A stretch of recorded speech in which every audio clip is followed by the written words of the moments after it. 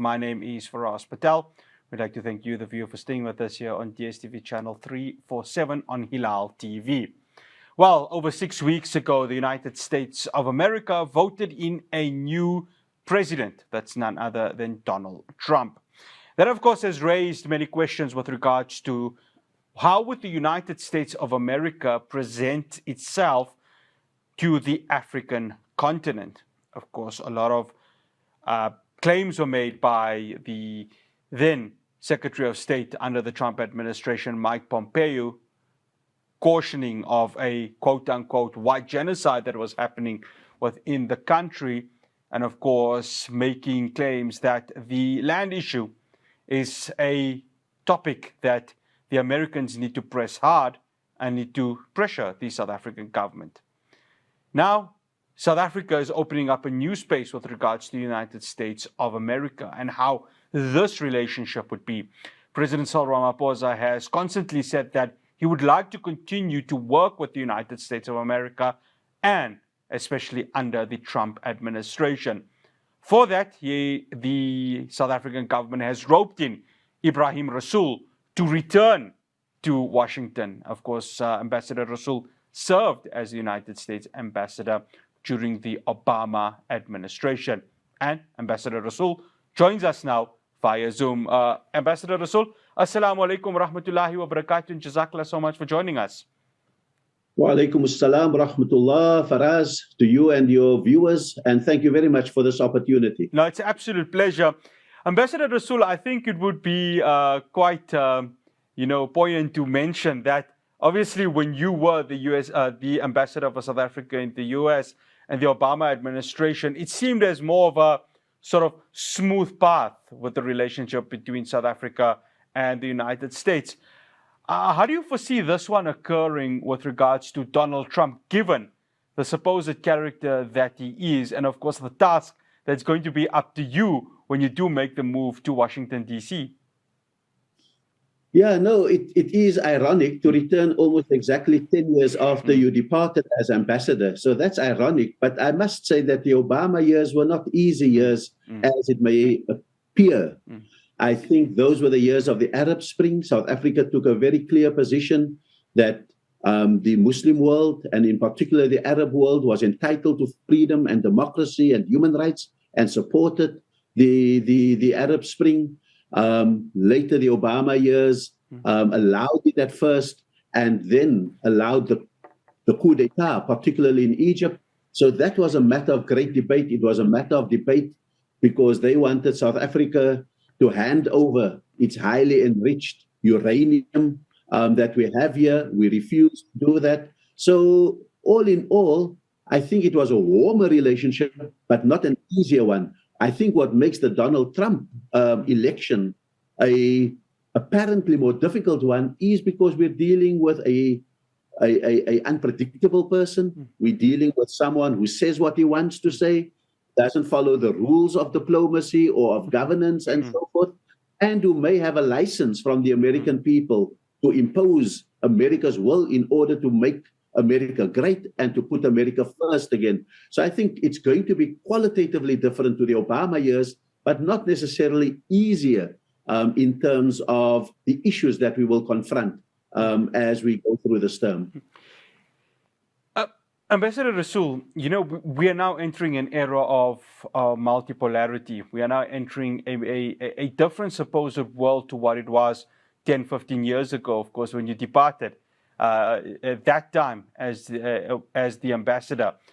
How has the world changed in your view in this last 10 to 15 years? I mean, just a few days ago, we saw, the Bashar al-Assad regime coming to an end.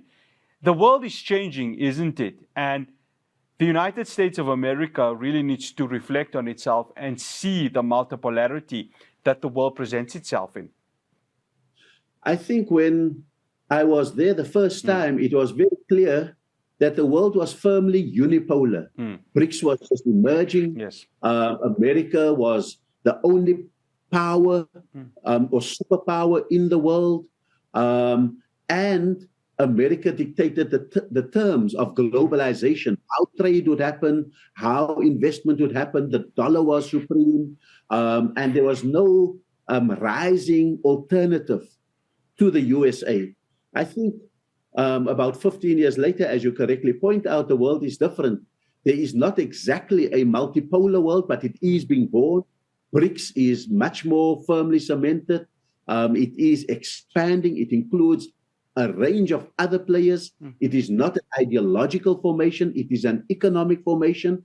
But the United States sees this rising power because it has the concentration of oil. It has the concentration of population in the world. It has the concentration of trade in the world and so forth. And so it must give a worry to the only superpower that for the first time they may be challenged. And that's why we're seeing tweets or X's coming from the United States saying, don't dare to change the currency. Don't dare to think you can trade without us. We will impose tariffs on you. We will do this to you. We will do that to you. And so I can understand what it must feel like for the first time that the United States unipolar position is now being slightly eroded. And my point is that it is being eroded because the United States confused its unipolar power for unilateral power, the idea that it could do exactly what it wanted, and that it has taken the world through 30 years of war. And we see that even today as it happens. And so we must brace ourselves for this unpredictable, uncertain and complex birth of the multipolar world that is coming about. Ambassador Rasool, I want to touch on dealing with these different U.S. presidents. Of course, when we came out of isolation, it was George Bush Sr., and it then, of course, had the transition into Bill Clinton, a Democrat at the time. We then saw, of course, the Republican in George Bush Jr. coming, and then Barack Obama, and then, of course, Donald Trump for that one term, Joe Biden. My question to you, Ambassador, is many people, and of course you'll be able to maybe break down the stereotype, see the negotiations with the Democrats as being much more smoother rather than that of a Republican.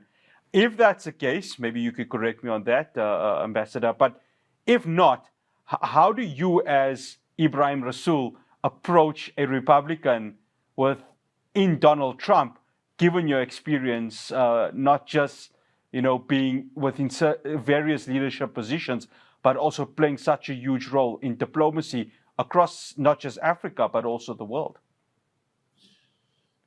Again, Fahraaz, we must understand that the United States is fundamentally a 2.5 centuries old institution.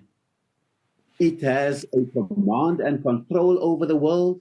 It has interests that it pursues. It speaks about its values, but it pursues its interests.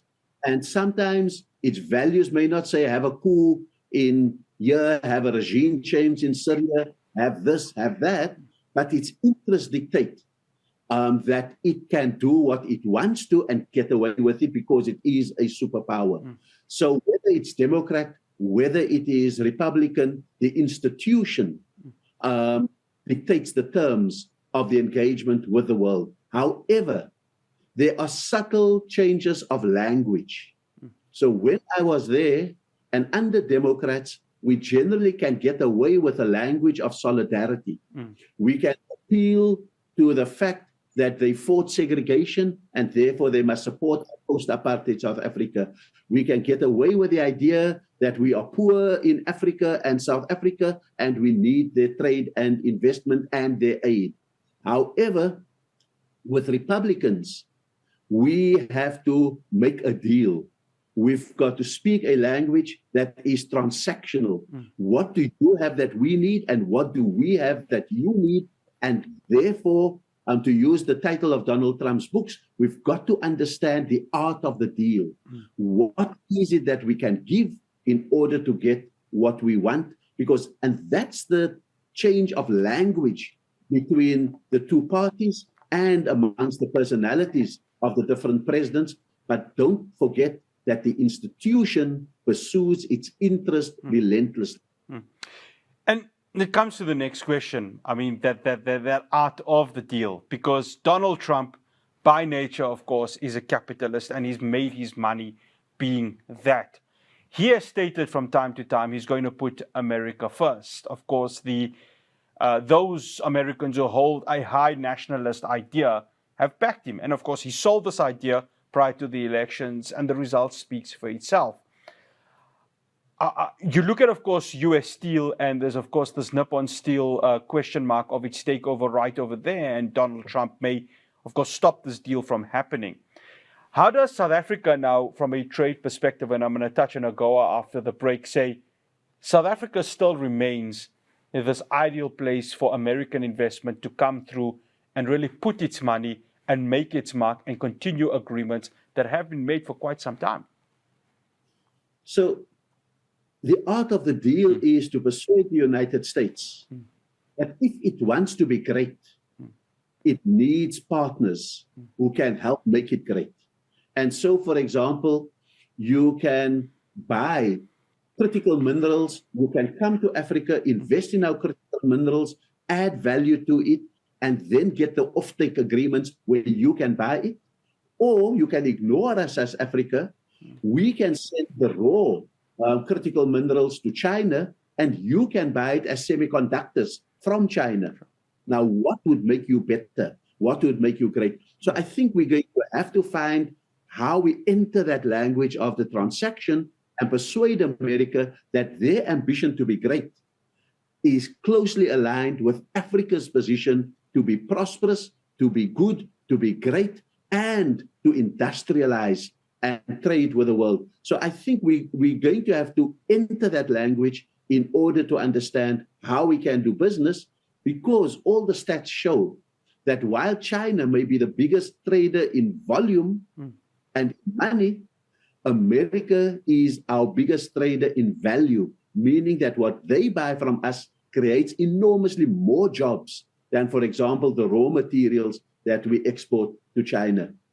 After the break, I continue my conversation with Ambassador Ebrahim Rasool. We're going to be continuing this conversation with regards to AGOA. Just last week, of course, Donald Trump said anyone who wants to de-dollarize, we will impose the maximum tariffs. That, in a way, does not seem realistic. But how does South Africa and the rest of the continent manage this supposed rhetoric that Donald Trump wants to enforce? Do stay tuned.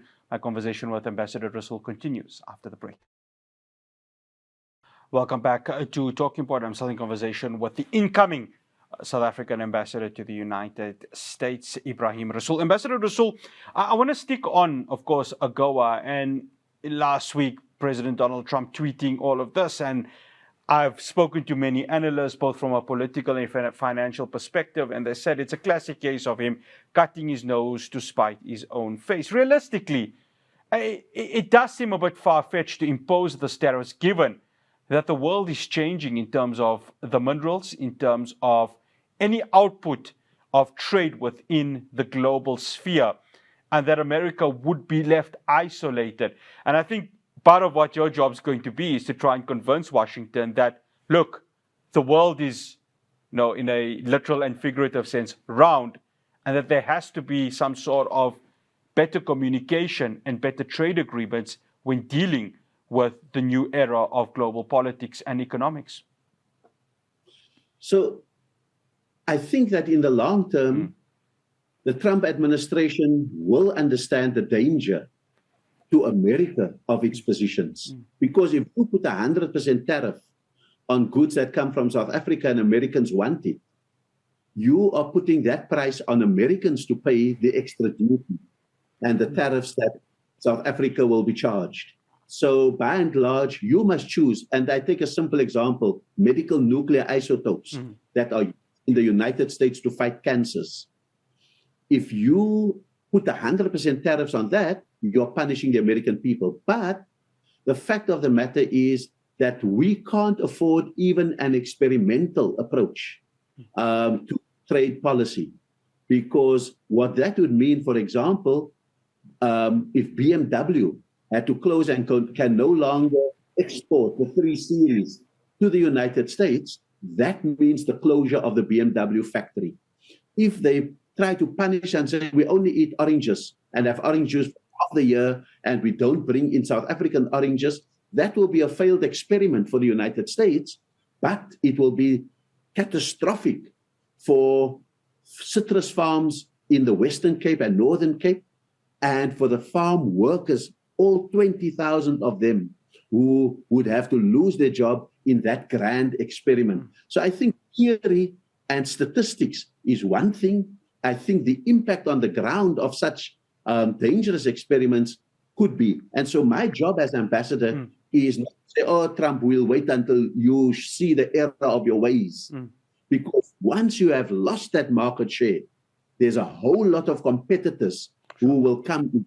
BMW will say, you know what, we don't need to make it in South Africa. Give us a plant in America and we'll make the BMW there. That will implode the rubber that we buy from Congo. That will implode the leather that we buy for the suits from Botswana. That will implode the alloys that we get from the copper from Zambia. So the whole African continent is an ecosystem contributing to a BMW. And so that really is, there's no room for dangerous experiments for a fragile economy like the South African one or the African one for that matter. Ambassador Rasool, I think when one speaks of AGOA, there seems to be an underestimation of how important this agreement is. Obviously, this year we saw, the new Minister of Trade and Industry, Park Stow, really working hard to convince the Biden administration that, look, let's keep this going. You've got him, you've got yourself, you've got President Cyril Ramaphosa, you've got, of course, Minister Ronald Lamola, who's all going to come together and say, let's try and sail our ships in the right direction. For the viewers out there who may be not understanding or maybe underestimating AGOA, how important is this agreement going to be under the Trump administration, given that trade between South Africa and the United States is at quite a high level, because the United States is one of the countries, if not the country's biggest trading partner? It's not the biggest, but as I said, by value, it is the most, because it adds jobs. It industrializes our economy. And that's what we need in a way that China doesn't. Although China is absolutely critical because of its contribution to our GDP. So we have this all-of-government approach to maintaining AGOA as the centerpiece of our trade. Now, again, many people who don't understand it, the African Growth and Opportunities Act allows things from nuts to oranges, to BMWs, to minerals to go into the United States without duties, which means that BMW from South Africa, without tariffs and duties, can compete with the cheapest American car, even if it is superior in quality. And that gives Americans the chance to actually drive something like that. The same with all the other products I've mentioned. What I think is that is part of an overall trade picture that comes to about $22 billion a year. Multiply that by 18 and you get the impact that we are speaking about. The fact that those factories invest here mean that there is a lot more money, and the total investment per annum from the United States is in the order of $50 billion a year, and multiply that again by 18, because they fund 600 American companies from pharmaceuticals, automotive, mining, all of them, and they employ 250,000 people, meaning 250,000 people are pulled up from poverty. And that's why it's not only the ministers fighting, it's also COSATU fighting for AGOA, for our trade deals. And we, on everything else, we may argue. But on this one, the whole GNU, the whole of labor and business are united behind the government, and are united behind my appointment to go and make sure that we don't lose market share because of the potentially catastrophic implications for South Africa. Ambassador Rasool, I'm going to shift from economics to politics, and obviously Washington under the Biden administration, when the Russia-Ukraine conflict, had started, of course, Washington had frozen itself out of Moscow. I've been listening to the Doha Forum, and of course, the Foreign Secretary Lavrov has been mentioning that the door remains open to not just ending the war in Ukraine, but getting the United States involved. South Africa, of course, under President Cyril Ramaphosa, have maintained a strong relationship with Russia, and it's a historical, of course, relationship when it was still under the Soviet Union. They've come out, and especially President Ramaphosa has always said that we're willing to play the mediator role between Kiev and Moscow. Now, if the United States is going to be sailing in that direction, I mean, it would make your job much more easier in trying to end the conflict that is currently happening in Russia and Ukraine. That, of course, brings another dynamic, doesn't it, Ambassador Rasool, in that part of the world, and just how that has escalated and the relationship between South Africa and the US from a geopolitical stance. I think it has been very encouraging to hear Foreign Minister of Russia, Lavrov, speak in Doha, because I think he is beginning to align himself with a language of Donald Trump that the war must end. I think at much the same time, President Ramaphosa has kept equal discussions between Russia and Ukraine. He's met with President Putin, he's met with President Zelensky, and is seen as an honest broker. And I think that now with President Ramaphosa as the president also of the G20, we have a greater role to play in making sure that peace comes to the world because of the human factors involved, but also the economic factors, because otherwise Ukraine, with all its grain and all its wheat, is cut off from the global food chain that the world requires absolutely. So it's in all our interest that there must be peace.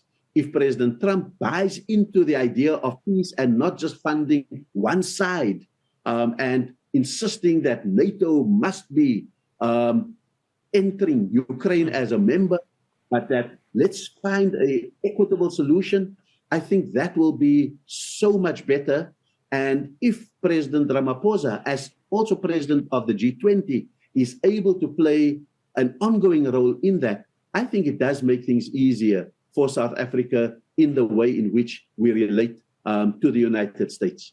After the break, another conflict that, of course, continues to rage on, that is, of course, the genocide in Gaza. We're going to touch on that. How does Donald Trump approach it? Because there's, of course, the questions on his relationship with Israel. How does South Africa now, who have, of course, taken Israel to the International Court of Justice, approach it from that perspective? My conversation with Ambassador Rasool continues after this break. Welcome back to Talking Point. I'm still in conversation with incoming South African Ambassador to the United States, Ebrahim Rasool. Ambassador Rasool, I want to touch on this Daily Maverick article, of course, and it was with regards to what is currently happening in Gaza and the genocide there. And I want to quote your article where you said that we stuck to our guns on Russia and Ukraine, we took on Israel, and by implication, we, of course, and its backers into the International Court. You said that you had a good chat with President Ramaphosa and left with the understanding that South Africa would not give up its genocide case against Israel at the ICJ. You said it is tied up with our founding values and identity. Now, for anyone who doesn't know, of course, Ambassador Rasool, you've been on the solidarity of Palestine, not yesterday, but you've been for decades now since the occupation has started. The genocide has now reached 45,000 lives that have been taken in Gaza. The previous administration, or still the current administration, the Biden administration, has continued to give Israel arms to fund this genocide. Many believe that it may be the same under Donald Trump. How do you, Ambassador Rasool, taking up such an important position in Washington, say to the United States that, look, not only does there need to be accountability from Israel's part, but the supply of weapons to Israel needs to be stopped completely, given that it's sub judice to what the ICJ is saying. And also you've got Benjamin Netanyahu and Yoav Gallant, even though he's been deposed of his position, that have ICC warrants of arrest to them. No, I certainly cannot dictate to the United States about their weapon supply, and it may increase under Donald Trump because he was the one that shut the embassy of the United States to Jerusalem, violation of international law. He is the one that has given full backing, but maybe his desire to end conflict may mean that we are able to say, let's take a break, let's pause, let's rethink the situation, let's extricate from Lebanon, let's not inflame further the Syrian situation, etc. But that is in the area of wishful thinking. South Africa can do what South Africa must do, and I've described myself as the explainer in chief. I've got to explain why we are proceeding with the ICJ case, why that accountability and that judgment must come, why we have just in our parliament in South Africa voted 95 million for the case in the ICJ so that our legal team can be the best legal team, its evidence can be compellingly presented, that it is there for the year-long role of defending South Africa's central charge against Israel, that it is committing a genocide. So there's absolutely no talk about withdrawing the case at all. We are in fact saying that we have so much confidence in our legal team, the evidence that we're placing and the charges that will be held and the support we're getting from unlikely countries in Europe like Spain and Norway, in BRICS, in South America. People are joining the case of South Africa and making sure that we win. So whoever thinks that this is off the agenda, it is not off the agenda. What we do say is that given that we as the government, not the society of South Africa, not the people of South Africa, not the organizations of South Africa, not the religious leaders of South Africa, but the government is the appellant in the case, and therefore we are putting our legal team to do that kind of work and wait for the outcome and trust the outcome that will come from the International Court of Justice. That's why we have voted 95 million for the case, and that is why I think we feel very confident that we have an excellent case, and our ministers of justice and international relations will continue to give guidance to this case. That's a fact that we must explain to the United States. It's not a fact that we can deny, but it is something that we must make sure that we can't be punished for. Ambassador Rasool, in the ending of your reply to the Daily Maverick, you said there's no doubt that South Africa must ensure that we do not lose our jobs and our economy that lead to the unjust suffering by our people. So we must fight for our exports to trade and investment with the United States. But you end off here saying this comes with balancing our interests with our values and not trading one off the other. Are you convinced that there could be a balancing act where South Africa holds its values of what, as Deputy President Paul Mashatile said last weekend, fighting for the oppressed nations, but also at the same time making sure that, as you mentioned in the previous segment, maintaining AGOA and that South Africa's economy remains strong? You see, there are values on both sides of that spectrum, Fahraaz. There are values related to the oppressed people of the world, particularly in Palestine, that we will, and I've explained how we will continue to do that in the ICJ. There are values involved in whether our people have food on the table, whether they have jobs, whether they don't lose it on the orange farms, in the automotive industry, on the mines, and so forth. There are values on both sides. And therefore, in between, there are interests to maintain AGOA, there are interests to maintain trade, to maintain investment, and that's what we are needing to balance out. And so what I'm saying is that we can do it. We are a values-grounded South Africa with policies grounded in values, but not blind to the interests, because behind those interests also are values of well-being, of livelihoods, of jobs, and of putting food on the table for South Africans. Ambassador Rasool, I mean, it would be unfair for me, not just myself, but also the rest of South Africa to ask you, well, America needs to respect international law, because I say this, you've got the ICC arrest warrants. The Biden administration has come out and saying they don't really recognize what the ICC has done. So it's a clear case of what many would term blind loyalty towards Israel.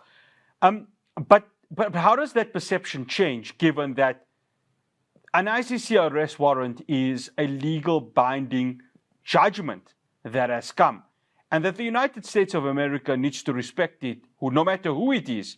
I mean, on one side, they can expect the world now to be up in arms when it comes to Vladimir Putin, but when it comes to Netanyahu and Gallant, it's a completely different story. So how does that perception change, where the United States needs to start respecting international law, especially when it comes to Israel, who continues its massacre in Gaza without real accountability and a sense of impunity? So basically, America would not use the self-description of strategic hypocrisy. But what it does use is the idea of American exceptionalism, meaning that if there are rules for others, they are the exception that must not apply those rules. So that's what we're up against. It applies in Germany, it applies in the UK, it applies in a lot of countries that believe that they have this historical debt for the Holocaust to Israel. And while that is an atrocity that happened, it was not done by the Palestinians. It was done by kind of Western civilization. And therefore, what they are doing is to say, let us make an exception to our rules so that we can make sure that others pay the price for the well-being of Jews in the world. And so that is what we are up against. I don't believe in the short term that we are able to change the mind of some Western governments, particularly the United States, about what their stance must be with regard to Israel. But what I think we have achieved, and this is where the fear comes in, that the case that South Africa launched in the International Court of Justice has captured the imagination of ordinary citizens in the West and in America in particular. We see that on the campuses of the universities. We see that on the streets of America.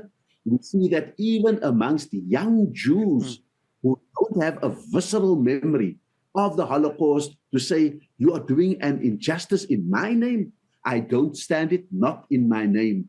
And I think we are beginning to see that there is a groundswell that is shifting amongst ordinary Americans. What we need to work out is how long will it take for that groundswell to influence the official policies of the United States of America. So I believe that South Africa's case has created that groundswell, and the Palestinians recognize it, Palestinian organizations recognize it, and I think that that is the greatest contribution that South Africa has been made out of the case in the ICJ.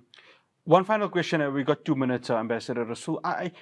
When South Africa launched its case on December the 29th, of course, the Western world had their hands up. But it's a discussion that you have amongst family members, amongst different politicians, different intellects, where the question is, why is it so difficult for the West to understand what oppression is? Ambassador Rasool, you in your days as a student, took on the National Party, so you would understand what it is to come from oppressive backgrounds. Why is it that the West really fails to understand what the global South has gone through when it comes to colonization, when it comes to apartheid, especially in a South African perspective, and the struggles that the global South has had to go through to really get itself to where it is right now? The fundamental fault line in situations of oppression is between victim and perpetrator. Victims have no problem understanding what oppression is, what injustice is, and what exploitation is. And therefore, when they see it in another people, it immediately strikes them in their heart that this is what was done to us, and therefore we must stop it. Perpetrators, on the other hand, don't always, they may not be currently perpetrating, but they carry the history of that perpetration in their genes, in their DNA. They carry the benefits of that oppression because they are the rich in the world. They own the land. And for example, the indigenous are marginalized in compounds.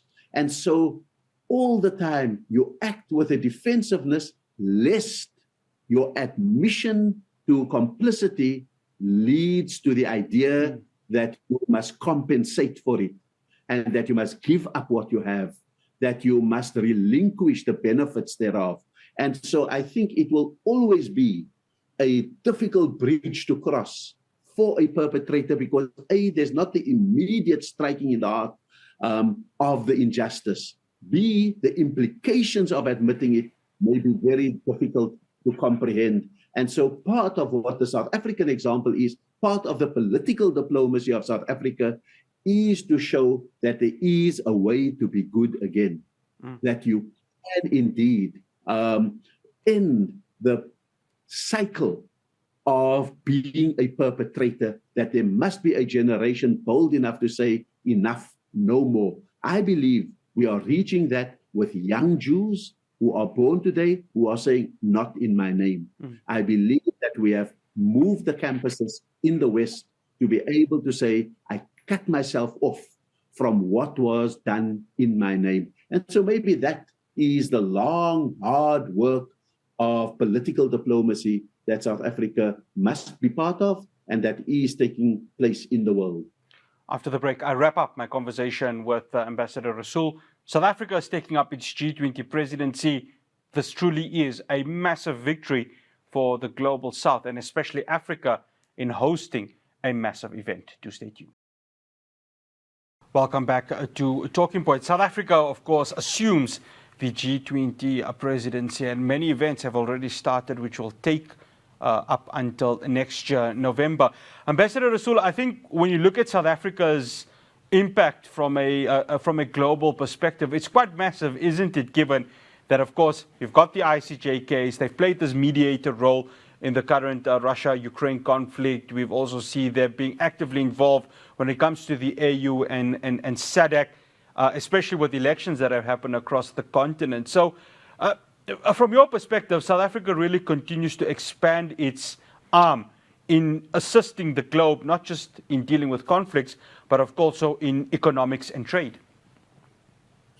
Look, I've always described South Africa not as an economic or military superpower, but certainly as a moral superpower. And some people may say, how can you claim that when you have been corrupt and the ANC has lost the election and so forth? But out of that, we were the one country that when the ANC got to 40%, it accepted the result, didn't call in the army. And secondly, it was able to then form a government of national unity out of all of that. So what we need to do is to translate that into our G20 presidency. And I think that that is what we aim to do. I think that the G20 presidency, we must also be very conscious of this year. It is South Africa. Last year, it was Brazil. The year before that, it was India. And the year before that, it was Indonesia. Meaning that for 4 years in a row, the global South has been heading the G20. And South Africa is going to be expected to complete the reforms that were started 4 years ago. And two of the key reforms is to reform the global architecture of finance, the World Bank and the IMF, to make sure that debt is removed and that there's favorable terms of funding that happens in the world. And secondly, to reform the United Nations Security Council so that the veto is not used to perpetrate and to perpetuate injustices. So I think that those are some very important things in addition to the terms of trade, in addition to health and well-being, in addition to digital divides that persist and so forth. So I think that this is what South Africa needs to do. But very importantly, when President Ramaphosa finishes his term in November 2025, he has to hand the baton over to Donald Trump, who is the incoming president. And I think that means that part of my role in the United States is to be the facilitator of the handover from the global South under South Africa this year to the United States under Donald Trump, for next year.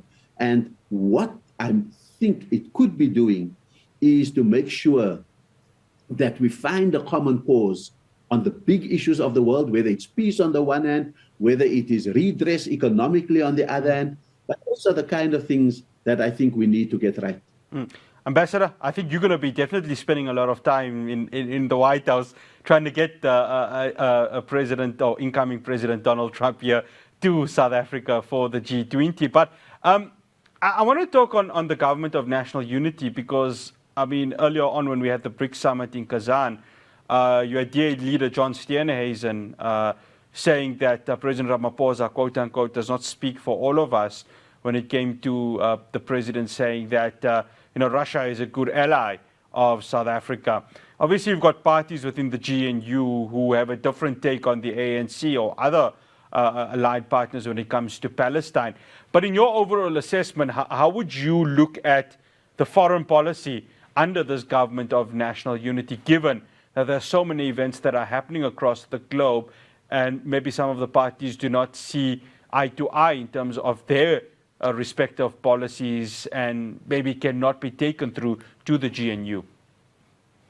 So the fact that there's difference of opinion within the GNU tells you that we are not dealing with a marriage founded in love. We are dealing with a marriage founded in convenience because no one got a majority. And that is why the GNU can work if we reduce the amount of ideology and we increase the amount of technical competence to run a government, to recover the economy, to look after our people, to get service delivery going. And particularly, I can tell you, on the key front of foreign policy, I know that I speak with the support of all the ministers who have an interest in AGOA, whether that is Minister Steenhuisen, Deputy Minister Whitfield, Dion George, or whatever the case may be. I know that they understand the importance of the relationship with the United States. They are not going to get everything they want, nor will the ANC get everything that they want. But I think I leave with that kind of confidence that there is prayers for my success, if I can, because that's the success of the GNU and of all South Africans that we go with. And so we will have these debates from time to time, but I don't think anyone is suicidal for South Africa in order to display a level of brinkmanship that is going to be so bad that it will endanger the country. We can't have brinkmanship in South Africa and brinkmanship in the United States of America. I think we are going to have to be the example of a calm, collected, even-handed, and policy-orientated partner in our discussions with the United States of America. One final question, Ambassador Rasool, to wrap up this conversation. You've been the Premier of the Western Cape. Of course, as a student, you've taken on the National Party. You've served on various roles within the African National Congress. So you've taken up some difficult positions, but I'm sure it doesn't get more difficult than being the South African ambassador to the United States of America, especially now under the Donald Trump administration. I just want to get what would be your long-term, or short-term, I beg your pardon, and long-term goals in not just maintaining South Africa's relationship with the USA, but also making sure that the world sees an equitable and just society that I think each and every citizen of the world wants to strive for. I think, Fahraaz, the Ubuntu that has kept us glued together in South Africa through thick and thin is the Ubuntu that we would want to have in the world. In the Western Cape, when I was Premier, we called it a home for all. When I formed the foundation, we called it a world for all. And I think that certainly the diplomacy of Ubuntu is to take South Africa's moral superpower and make it the one that can problem solve for the world and create that equitable and just world. So that's my vision for what we need to be able to achieve. But I think it starts off with very medium-term goals that by the end of my term, inshallah, I'm hoping that we have retained our place in AGOA. At the end of my term, inshallah, I am hoping that we have increased trade and we have increased investment into South Africa. At the end of my term, inshallah, I'm hoping that we would have been a positive influence on bringing peace to the world, but not just a peace where there's absence of violence, but there's also an emerging justice that underpins such a peace. That's the best we can do. Allah often doesn't ask us to succeed. Allah often asks us to strive. And I can promise not necessarily to succeed in everything that I've said, but certainly to strive every day that I am at the service of the South African people. Ambassador Rasool, shukran so much for joining us here on Talking Point on Hilaal TV. We wish you all the success as you take on this role as the South African ambassador to the United States of America. Inshallah, may Allah subhanahu wa ta'ala make it a successful one for you. Assalamu alaikum wa rahmatullahi wa barakatuh. Wa alaikum assalam wa rahmatullahi wa barakatuh. That's Ambassador Ebrahim Rasool, the incoming South African ambassador to the United States of America. That's all we have for you on Talking Point. From myself, Fahraaz Patel, and the rest of the team in Johannesburg. Stay beautiful, South Africa. Assalamu alaikum wa rahmatullahi wa barakatuh.